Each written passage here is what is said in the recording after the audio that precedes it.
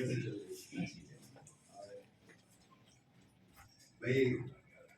माननीय रामवृक्ष रावत के नेतृत्व में ये सभा बनाई गई है। नेतृत्व देखिए, शुरुआत जो करता है उसी का नेतृत्व रहता है। और ये जरूर है कि पासवान जी को बुलाया गया है कि पासवान जी आइए आपके कमरे में सब लोगों को बैठाया जाएगा। अब पासवान जी के नेतृत्व समझने में कोई दिक्कत नहीं लेकिन रामवृक्ष का नेतृत्व आज का मीटिंग का है। और तो साथियों, सबको तो मैं साधुवाद करूंगा क्योंकि कम समय में केवल फोन पर कांटेक्ट करने पर ही सब लोग आए। इसके लिए कोई ऐसा एजेंडा नहीं था, कोई ऐसी लोगों से बातचीत नहीं हुई, लेकिन ये जरूरी एजेंडा एक साफ था। पहले से एजेंडा चल रहा था कि इस जिले का नाम जो बदलने की प्रवृत्ति चली आ रही और उसे कैसे रोका जाए। और ये केवल लखनऊ का ही नहीं, इस पूरे भारत जो स्थितियां इस तरह की पैदा हो रही उन पर कैसे काम किया जाए। अर्थात इस देश में जो संविधान विरोधी विचारधारा चल रही उस विचारधारा को कैसे रोका जाए। सबसे बड़ी बात तो ये है, जब तक वो विचारधारा नहीं रुकेगी तो इतने कितना भी कोशिश करो, कितने भी धरना प्रदर्शन करो, कितने भी कार्यक्रम करो, क्योंकि वो व्यवस्था के लोग झूठ पर आते हैं। वो जितनी देर आपका डर रहेगा उतनी देर वो पीछे हो जाएंगे। इसके बाद वो फिर अपना आगे एजेंडा लेके चल देते हैं, क्योंकि उन्हें घटनाएं करनी, घटनाओं का तो समाधान नहीं करना है। ये वो विचारधारा का एक आधार है। उन्हें केवल घटना करना है, कभी किसी समाज के साथ, कभी किसी व्यक्ति के साथ घटना कोई करना है जिससे कि लोग आपस में कैसे डिवाइड रहे, कैसे वो जो है संघर्ष में रहे। तो उनका काम रास्ता चलता रहेगा, क्योंकि वो इस देश की व्यवस्था झूठ पर आधारित करके चलाना चाहते हैं। इस देश को फिर से विखंडित करना चाहते हैं, फिर से देश को मानव की मानवता बांटना चाहते हैं जो पिछले में हुआ था। और उन चीजों को सबको याद रखना चाहिए, उनको बार बार पढ़ना चाहिए। इस देश में मूल निवासियों को, जो बौद्ध थे, जो बुद्धिज्म का आधार था, उसको अछूत बनाया और उस अछूत को बनाया तो उसमें बंटवारे हुए। कुछ जो थोड़ा ऊपर था तो वो अपने को शूद्र और उसमें शामिल हो गया, तो वो वही जो है उन अछूतों के साथ भेदभाव करता है। आज तक जो देश की सही लड़ाई नहीं हुई है, तो ये जो अछूत है और जो शूद्र है, दोनों की लड़ाई रही है। वो लड़वाता है, ये लड़ते हैं। जो आज तक जितनी भी घटनाएं हुई हैं और पूरे भारत को देख लीजिए, तो पिछड़ा ही उनके साथ जुर्म करता था और ये करवाया उसने भी, काम वो करा। तो अब समझदार पिछड़ा भी हुआ है, पिछड़ा भी जो है उस बात को भूल गया है और वो चाहता है कि हमारा सामंजस्य बने, हम सब एक बने, हम सब एक ताकत बने। ये पिछड़े में भी आवाज आई, काफी आई।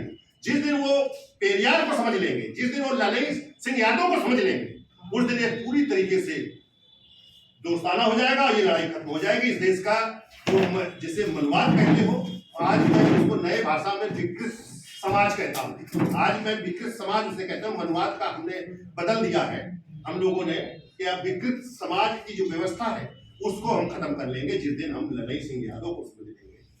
और अलग अलग नहीं, तमाम महापुरुष है, सबके नाम है, सबका काम है अलग अलग, लेकिन आप एक को काउंट करिए। अगर ललन सिंह यादव को समझोगे तो सारे महापुरुषों को समझ लोगे।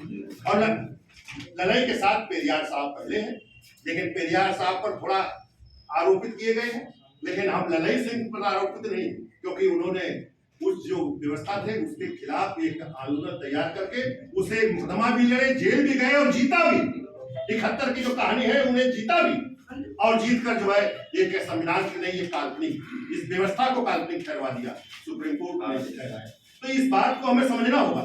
लेकिन ये लड़ाई जो है हम लोग लड़ रहे हैं, कई एंगल से हो रही है, राजनीतिक भी हो रही है, सामाजिक भी हो रही है, लेकिन हम किसी भी एंगल में सफल नहीं हो रहे, क्योंकि हम जो विकृत सामाजिक व्यवस्था को बनाए रखा है, बनाए रखना चाहता है, उसका तो एक आधार है कि वो मानव के विरोध में लड़ाई कर रहा है, मानव के विरोध में खड़ा रहता है। लेकिन हम मानव जो बंधुत्व की बात है, हम मानव बंधुत्व के साथ नहीं खड़े होते हैं। हम अपने अपने श्रेष्ठता में हम साथ उन्हीं को हम स्वीकार कर लेते हैं, उन्हीं के साथ खड़े हो जाते हैं, क्योंकि आज उस व्यवस्था के साथ हम खड़े हैं कि हम अपनी श्रेष्ठता को बनाने का, चाहे वो राजनीतिक सिस्टम हो, चाहे संगठन का हो, चाहे सामाजिक संगठन हो, उसमें भी हम केवल अपने को श्रेष्ठ बनाना चाहते हैं।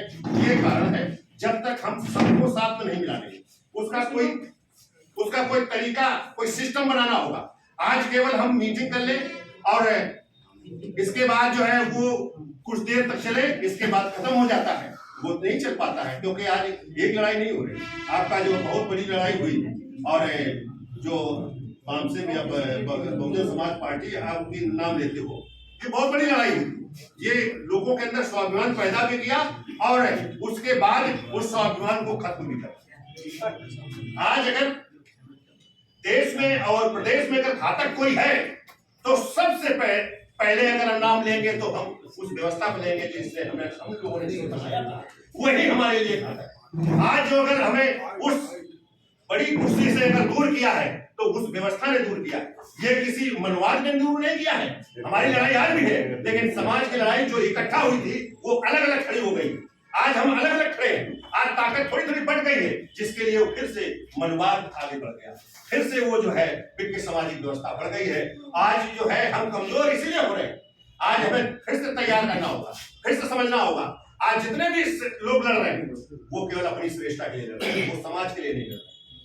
समाज के लिए जिस दिन लड़ना शुरू कर देंगे तो फिर एक पर आधारित हो जाएगा और ये देश में फिर वो लोग आगे बढ़ेंगे जो काम करना चाहते हैं, जो काम कर वो लोग बढ़ेंगे। आज बिना काम वाले आगे बढ़ते हैं। आज वो जो है धन दौलत वाले जो किसी तरह से चाहे चोरी करके लाए हो, चाहे जिस तरह से लाए हो, पैसा जो लाता है, पैसा जो खर्च करता है, जो उस विचारधारा का, जो मानव के विरोध में विचारधारा तैयार करता है, क्योंकि आपके बीच में भी लोग मानव के विरोध में काम कर रहे हैं, वो लोग आगे बढ़ रहे हैं। आज जो है हमारे साथ तमाम लोग थे, पासवान जी उसके साथी मेरे हैं, जो हम लोगों ने एक आंदोलन चलाया था। हम लोगों ने नौकरियों को दांव में लगाया कि हम ये नौकरी नहीं करेंगे, हम लेकिन इस समाज की लड़ाई और उसको जो है बहुत पूरे प्रदेश में लड़ा, पूरे वो देश का आवाज बन गया। लेकिन हमारे साथ के लोगों ने इस समाज को धोखा देकर अपनी अपनी कुर्सी साधी है और इसलिए वो आज कोई मंत्री बना है तो कोई कुछ बना है। उस तरह हम लोग लड़ाई लड़े हैं। आज मुकदमा भी झेलना, मैं मुकदमे 20 साल के बाद जो है भाजपा सरकार जब आई तो मेरे ऊपर मुकदमा कायम किया है, मुकदमा चल रहा है। आज मैं जेल में होता लेकिन किसी तरह से बचा हूँ और केवल यही था कि समाज की लड़ाई लड़ी थी और एक विधानसभा में आंदोलन हुआ था। विधानसभा के अंदर हमारे लोग 500 लोग जो है केसरी क्रांति पार्टी को घेरने गए थे और वो उस लड़ाई चली। तो साथियों, इसको कैसे आप करोगे? जैसे आप एक एक तरीका हम बताते हैं, जो इतने दिन का हमारा अनुभव है हम बता देता हूं, करना आपका काम है।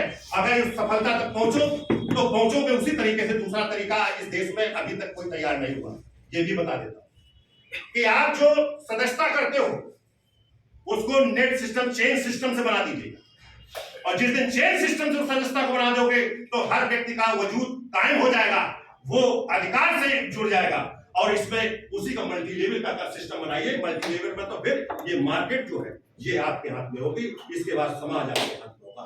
फिर इस देश में जो भी आएगा नेता वो आपके साथ खड़ा होगा, उसे इग्नोर नहीं किया जा सकता वो, और इस देश के शासक आप बनेंगे। इस देश का शासक दूसरा नहीं बन सकता है, क्योंकि वो मल्टी लेवल का काम होगा, वो चल रहा है काम। लेकिन इसको जब खाली टाइम होगा तो विस्तार से बताया जा सकता है। अभी विस्तार से नहीं, अभी किताबों से समझ लीजिएगा कि कैसे कैसे चलेगा।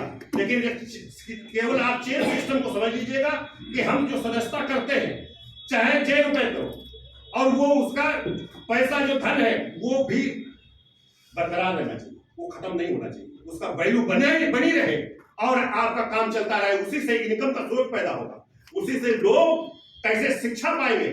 शिक्षा के जो तमाम जो कीमत बढ़ रही है, ये जो है आप उसको बांध कर लेंगे, आप उस सिस्टम से बांध कर लेंगे। आपका वो जो है कि बेनिफिटेड की तरफ जाएगा। जैसे इस देश में जो सिख समाज जो लंगर चलाता है, लंगर का यही सिस्टम। लंगर कैसे चलता है? ऐसे नहीं चलता है कि कोई दे जाता है, वो लंगर चलता है तो उसके कारोबार होते हैं। हमने देखा है क्योंकि उनके साथ हम रहे, और जो उनका तमाम तरह का बिजनेस उनका शुरू हुए, उनके ट्रक चलते हैं और उस लंगर का काम चलता है, उससे आता है प्रॉफिट, उससे चलता है सबका। और जो काम करता है उसका भी बेनिफिट होता है, वो भी पैसा पाता है, उससे आपको ज्यादा उसको बेनिफिट हो रहा है। आज इस देश में तमाम है, हम लोग काम करते हैं। हम लोग अगर सिस्टम से जोड़ दें तो आप जो है जो वाहन चलाते हो इसको अगर हम उस सिस्टम में ले आए तो हम लोग, जरूरत है हमको बांध के हम रखें, लेकिन अब काम नहीं तो खाली है, तो ड्राइवर जो है वो उस काम को करेगा, उससे बेनिफिट होगा। और आपका जब जरूरत है तो आप जो है बुलाओगे तो आपका वो बहाना आएगा, दूसरा आ जाएगा। तो ये जो सब लोग अगर ज्वाइन करके हम इस तरह के काम, एक काम नहीं, पूरे देश में हर काम को अपने हाथ में लेना है। जो आज कहते हो रोजगार नहीं है, इस रोजगार को हम अपने हाथ में लेना है और हर व्यक्ति को रोजगार, इस दावे के साथ मैं कह सकता हूँ। इसलिए साथियों, क्यों बहुत बात करने का नहीं, समय बहुत हो गया है, और मैं ये बात कहूंगा कि इसको आप एक तो पहले जो किताब हमारी लिखी है वो पहले आप पढ़िए, पहले उसको पढ़िए, इसके बाद उसको कई बार पढ़िए, क्योंकि संविधान पर, संविधान की जो देश में संविधान है उस संविधान को कोई व्याख्या नहीं करता है, कोई इसको पढ़िए, बहुत अच्छा सब लोग कहते हैं, लेकिन संविधान को कैसे लागू किया जाए ये आज तक नहीं पाया। शेड्यूल कास्ट के लोग खुद जो उसके आधार पर है वही नहीं संविधान को जानते हैं, संविधान को पढ़ते हैं वो इग्नोर कर देते हैं, खाली धाराएं जानते हैं, लेकिन धाराएं को लागू कैसे करोगे? तुम लागू क्यों नहीं कर रहे हो? जो जानते हो तो लागू करो ना संविधान को। जिस दिन संविधान को, प्रस्तावना को लागू कर दोगे तो आपको रोजगार मिलेगा, आपको शिक्षा मिलेगा। ये लोग इस देश में अगर रहना होगा तो आपसे हाथ जोड़कर रहेंगे, आपके सलाम करेंगे, अन्यथा इस देश को छोड़ के जाएंगे। ये कहीं रुक नहीं सकते जिस दिन आप भागीदारी सिद्धांत को अपना लोगे, बाबा साहब को सिद्धांत को अपना लोगे, क्योंकि आपका प्रतिनिधित्व का आधार है, प्रतिनिधित्व ही भागीदारी का आधार है।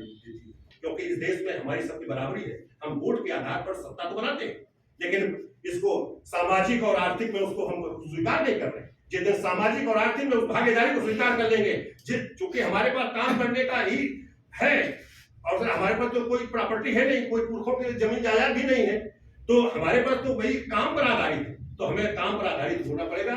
और जो संविधान में लिखा है कि भाई इस देश के भूमिहीन किसानों को इतनी जमीन मिलनी चाहिए, 3.25 एकड़ का जो जमीन का है, वो जो जमीन आज तक नहीं मिली वो हमें मिलना चाहिए और हमें लेना है, ये तय करना होगा। मिलना कोई नहीं देगा, हमारी जनशक्ति बनेगी तो हम लेने का अधिकारी बनेगा। हमें सरकार ने कहा 15,000 रुपए मासिक हर मजदूर को हम देने का काम करेंगे, ये अभी का मानक बना है। ये तो जो हम लोगों ने बात उठाई जब राष्ट्रीय भागीदारी के आंदोलन चला तो जब तब ये राजनाथ सिंह आए थे 15 में, मई में जो है अमर उजाला के पेपर में निकला कि 5,000 पेंशन का जो है उसमें दिया। तो साथियों अलग अलग चीजें वो कहते हैं लेकिन करते नहीं ना, वो हम लोग ले तो ताकत हमें बनाते हैं, हम अकेले जो ताकत का लाभ अकेले उठा लेते हैं। जैसे इस देश में एक नेता का नाम इसलिए लेता हूं क्योंकि उसके साथ हमने काम किया है, अपना सब कुछ कमाया है, इसलिए मायावती का नाम इसलिए लेता हूं। सबसे बड़ी और सबसे बड़ी लुटेरी अगर देश में अगर कोई पैदा हुई तो मायावती पैदा हुई है। इसलिए साथियों हमें ऐसा नहीं बनना है, ये भी संकल्प लो ना, और मायावती का साथ छोड़ दो, अपना देखो कौन हमारे साथ खड़ा होगा, वो किसी भी बिरादरी का होकर काम कर रहा है, आपका अधिकार दे रहा है तो उसको भी आगे लाइए। कोई जरूरत नहीं है कि आप जो है केवल दलित को ढूंढो, माइनॉरिटीज को ढूंढो और पिछड़े को ढूंढो। अगर इनके ढूंढते रहोगे तो हमेशा आप किसी स्तर पर रहोगे, इससे ऊपर नहीं बढ़ सकते। हमें चाहे पिछड़े का नेता हो चाहे माइनॉरिटीज का नेता हो, हमें कोई भी नेता हो, लेकिन वो अगर अधिकार के साथ है, हमें अधिकार दिलाता है, दिलाने के लिए लड़ रहा है, तो उस अधिकारों के साथ हमें खड़ा होना पड़ेगा। हम केवल भाषण सुनने के लिए नहीं जाएंगे, हमें अधिकार चाहिए। आज जो है ये लड़ाई हम लड़ रहे हैं, इस लड़ाई को अगर अधिकार से जोड़ोगे तो ये लड़ाई भी सफल होगी, इस देश में सरकार भी आपकी बनेगी इसी तो ये इस बात को हमें तैयार करना होगा। अगर सिस्टम को बनाओगे तो सिस्टम चलेगा, तो हम हर लड़ाई जीतेंगे। कोई लड़ाई ऐसी नहीं कि जो धन्यवाद साथियों, जय भीम।